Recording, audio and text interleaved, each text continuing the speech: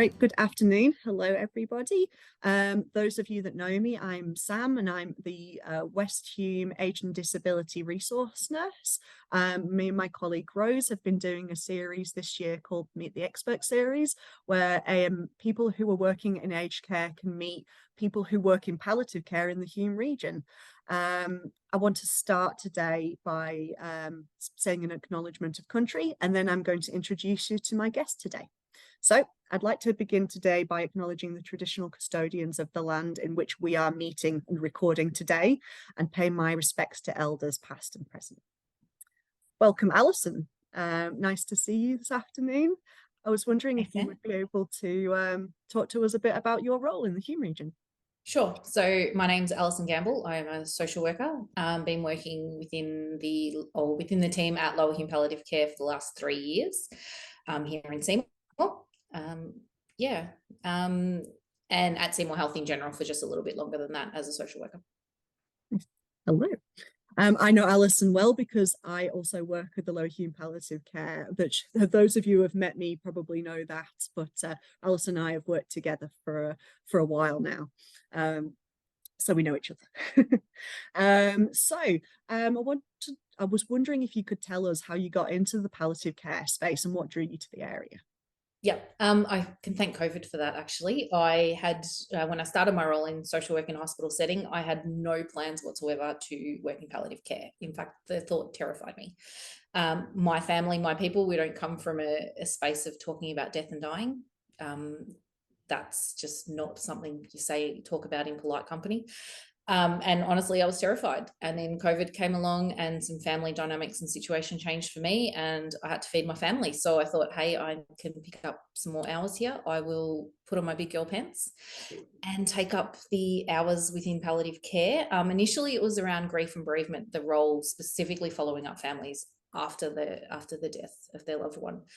And that was the role. However, it quickly became evident that there was a hell of a lot I could do to help support carers and families before death as well. That, particularly grief is not just something that occurs for loved ones after their person dies. It's inevitable along the journey. And certainly with people going into aged care, grief is pretty evident across that whole experience, not just for the carers afterwards. So yeah, that's what brought me to the team, but I love the work and I'm so glad that I did take it on. It's an honor to work with people in this way. Yeah. We really appreciate having you too, Alison. Did you have it? It's an excellent team. Absolutely. Those of you working in aged care in the Lower Hume region may well come across me and maybe even Alison in some capacity as well. So I was wondering if we'd talk a little bit about bereavement first of all, as that is part of your role. And I was wondering if you had any thoughts on how staff and facilities might be able to help the fellow residents in aged care facilities around bereavement. Well, I guess I'm going to talk more in general about grief. Grief in aged care can be transition to care. It can be loss of role. So it's not just something that hits at a particular time. It is something that weaves its way through the journey. So it's going to be big for many of our residents. How we can support people through that, it's this work is relational. It's about connecting. It's about connecting with our residents, about being there for when they want to have the big conversations. It's not about a specific time when, today's the day to have the big conversation, or today's the day we're going to talk about bereavement, or today's the day we're going to talk about grief.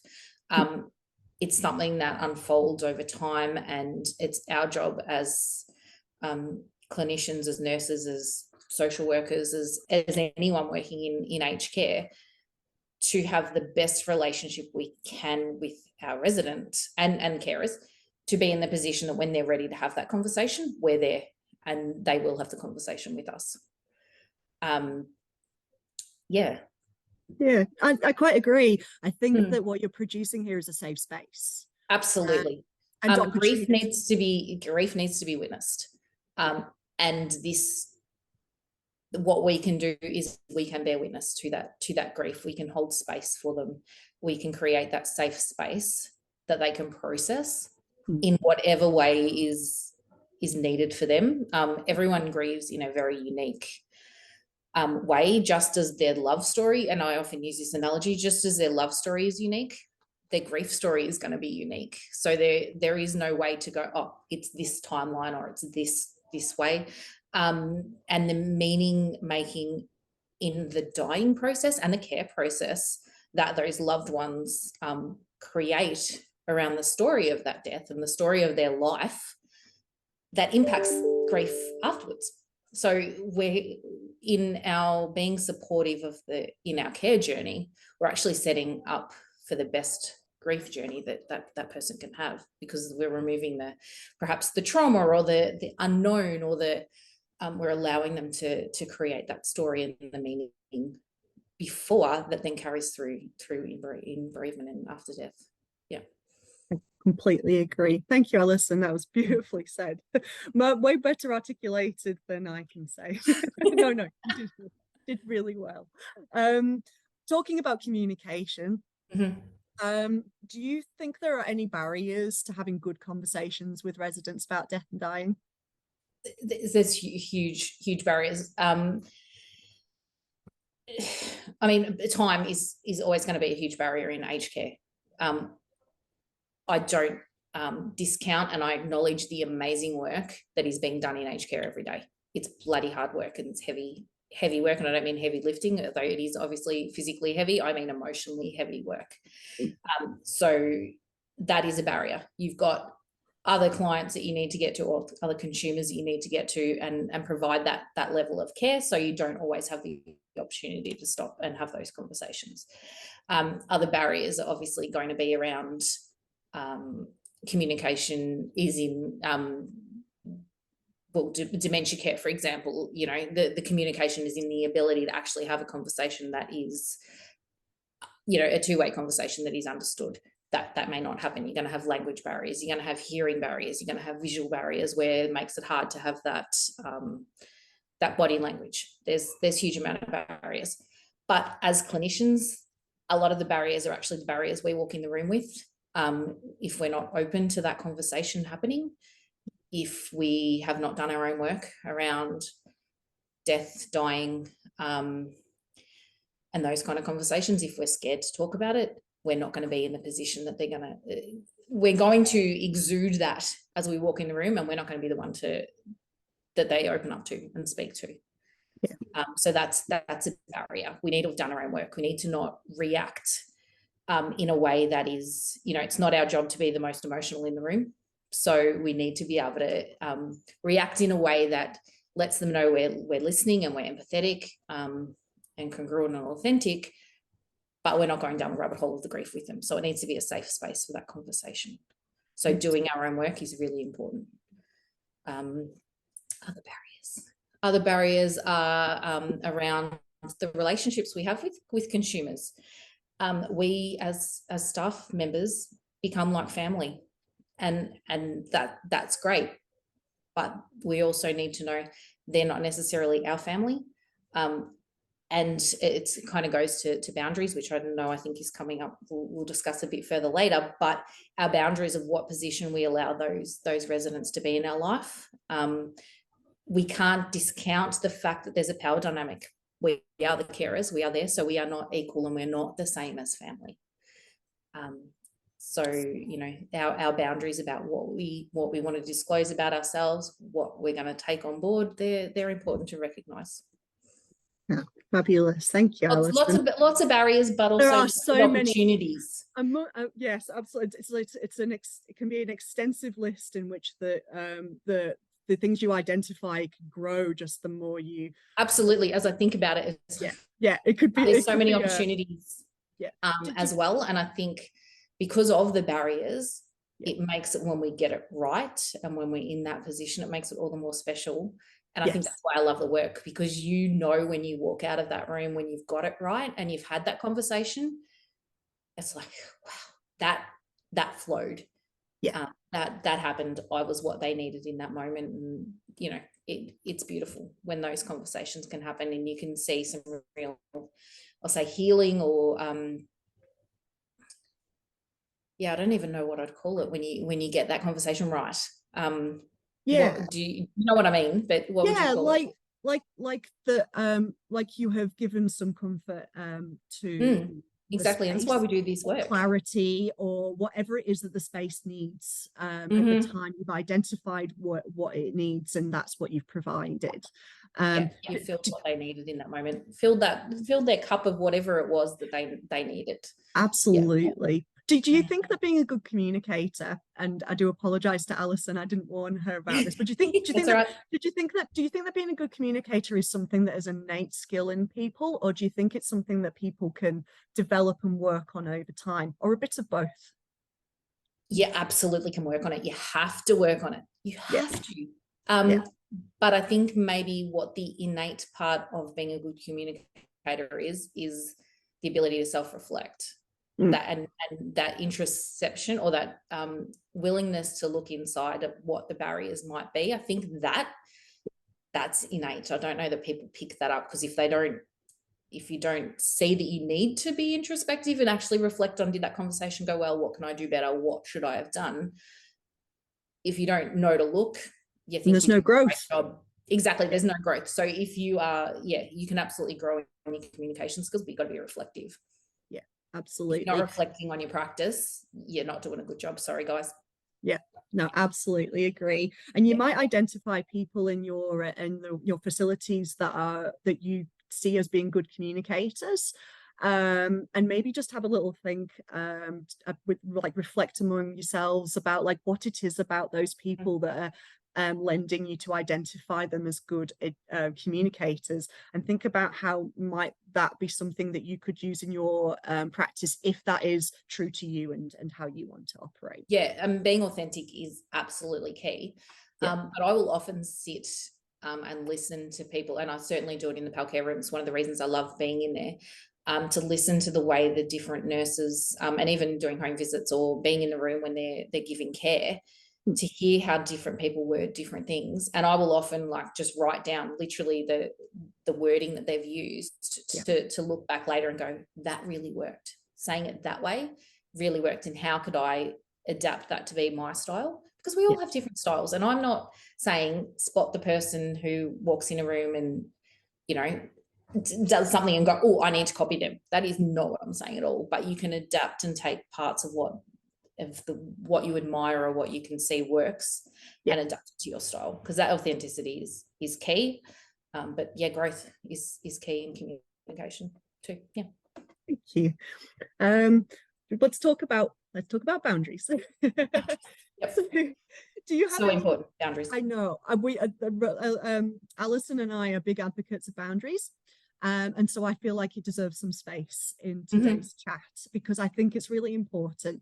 It's going to help you make you excellent clinicians, but it's also going to help you continue to be excellent clinicians and not burn out with the work you have to do. So I was wondering if Alison has any messages for our aged care workforce around self-care and boundaries. So self-care is beyond key. It's the only way we can keep doing what we do and do it well. Yes, we can, I'm sure we can be robots and get through and provide care without, bringing ourselves into the room, but we're not doing it well. This, as I said, this work is relational, and not just conversations about grief are relational. I mean, all caring roles rely, and the success and the quality and the outcomes patients have is based on the relationship you can develop with them as you're giving that care. Now, the evidence is beyond set on that. That is a fact. So if you don't realize that, again, go back to analyze your practice and have a look at the research. If you're a research buddy, get on PubMed and have a look. It's non-negotiable on that. So if we're not doing our self-care, we cannot continue to do that. We cannot pour from an empty cup. We only have a certain amount of, I believe we only have a certain amount of emotional energy that we can give. And if we're not refilling our cup or getting a break or doing something to rejuvenate our energy, we will burn out, or we will not give what we need to be giving in our job. So self-care, essential. I'm not talking go have a, I'm not talking the fluff of go have a massage and get your nails done or anything like that. If that's what floats your boat, you do you. It's not on that level. It's self-care is knowing you're enough, knowing you can say, I can't come to work today because I'm sick, knowing that I just had a massive conversation with that particular resident. It brought up stuff because, God, they remind me of my nan, and I need a moment to step outside, and being okay to say to your manager, I need 5 minutes, and stepping out. They are A, boundaries, and B, self-care.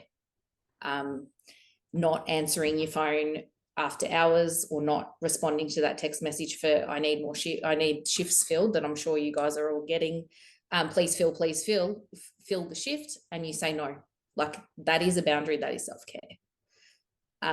Only you can know what it is for you, but it is key.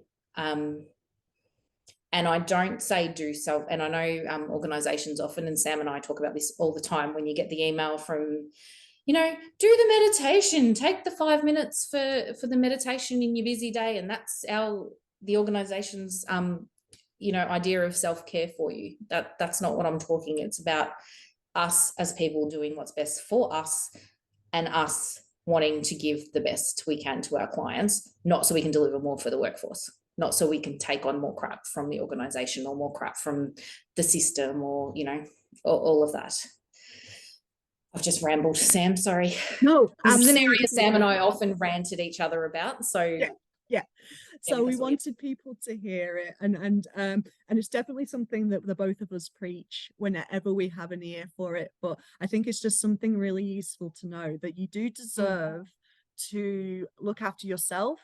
You're the only one who can. Exactly right. And having good boundaries is what's going to keep you doing the amazing job that you're doing for as long as you want to do it. Continuously taking or absorbing is not sustainable. It's not sustainable, and I think we need to recognize that everything we say yes to is a no to something else. So you need to know what you're saying no to, and you do you make your choices, but know that you are actually making a choice by taking on more. You potentially are saying no to your family or your children or your passion project because you love, I don't know, mid-century literature. Whatever your thing is that something you want to say no to? Is this something you want to say yes to? It's a constant juggle, and it's a constant balancing act, and only we can know what we need to do for ourselves. Myself personally, I can't work full time. It's just, I can't do it. It's not, I have no guilt about that. Occasionally you have a bit of, I'd love to fit more in my day, but I can't do it. I cannot be sustainable. I cannot give what I give and do it at that level. And that's just the way it is. We've accepted it. That's just the way it is. You've got to know what your levels are, and only you can do that work. And through that self-reflection again is where that information comes from. Absolutely. Self-reflection is, it's gold. Absolutely. It's the money. Yeah. It might end up leading to our final question, possibly. But is there if there's one thing that you want the aged care workforce to take away from our chat today, or you can pick a couple if there's a few that you'd like. You know me, I always well, if there's just one thing that you just really think is going to help our aged care workforce in the Hume region, what would that be? You're doing an amazing job, first of all. So thank you. The work we all do is not thanked enough. We're not appreciated enough. There's no amount of money that is going to make it worthwhile every day to do what we do. I'm sure the majority of us do it because we love it, because we care, and we love our consumers. So we're doing a great job.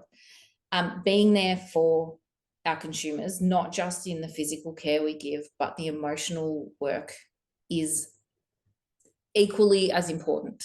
And I know that the statistics and the stats and the care plans and all that often leave that stuff out, but at the end of the day, that it's equally important. You know, the biggest killer in society is loneliness. It's not lack of showers.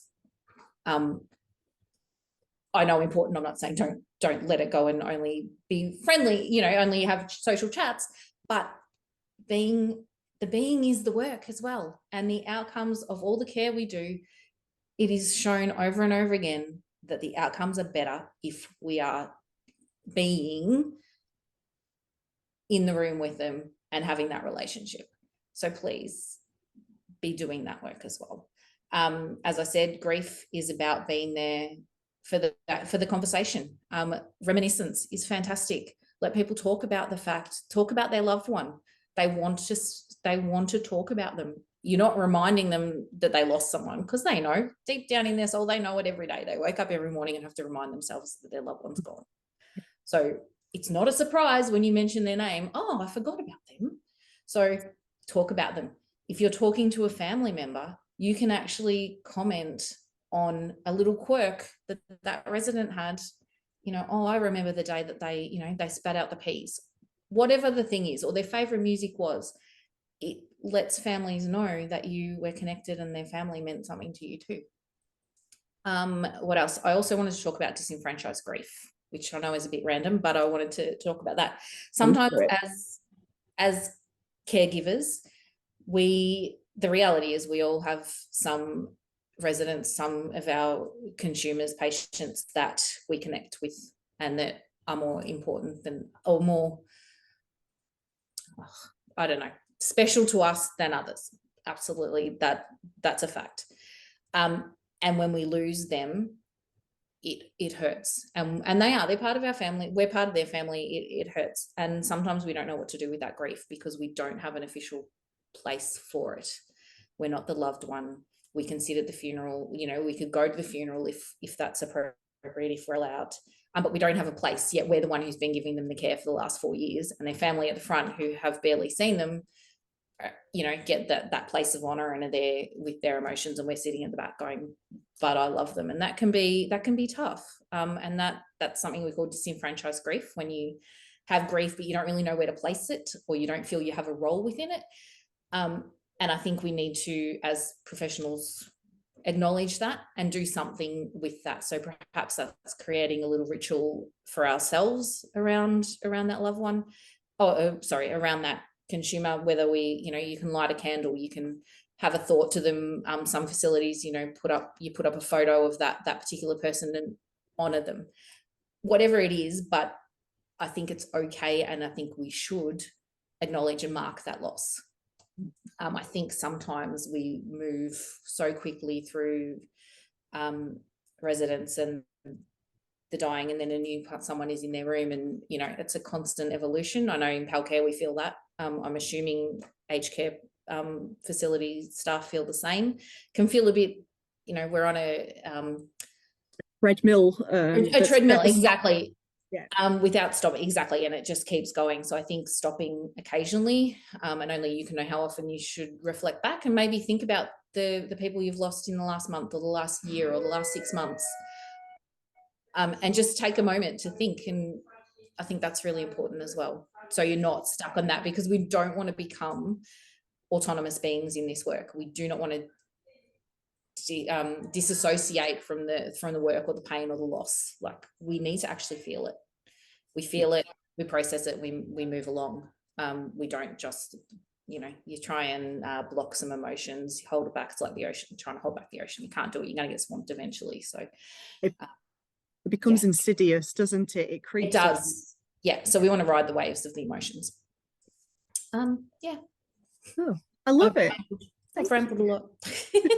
No, it's perfect. Thank you so much, Alison. I'm really pleased that Alison has given us some time this afternoon to have a chat about this, because I think these are all just really important messages, and not necessarily the sort of information that you get when you listen to talks about palliative care. It's not just about symptom management, it's about all this other work. So Person dying in there too. Yeah. Exactly, yeah. We're dealing with it's human beings. We're human beings, and we're looking after human beings. So, I want to just thank Alison for just giving us this time this afternoon. And this recording is going to be available to everyone in the Hume region to listen to as many times as they want, because I'm sure each time they listen, they'll pull out something new. Because so many beautiful pearls of wisdom have happened this afternoon. So, yeah, thank you very much, Alison. Thanks. And I just want to say, may the fourth be with everybody too. It's Star Wars Day. For those who aren't geeks like Sam and I. Yeah. We're recording on we're recording on May the 4th. But right. having and that, I mean, the joke is about Star Wars, obviously, but having your little passions and your little quirky wackies, so necessary. Absolutely. That's self-care. Star Wars is one of my self-care, and I go down the rabbit hole and it's ridiculous, but I need it. It's how I can work. It's how I can keep showing up, because I consume ridiculous things outside. But yeah, it's what makes us we all need our thing. Yeah. Thanks so much, everybody.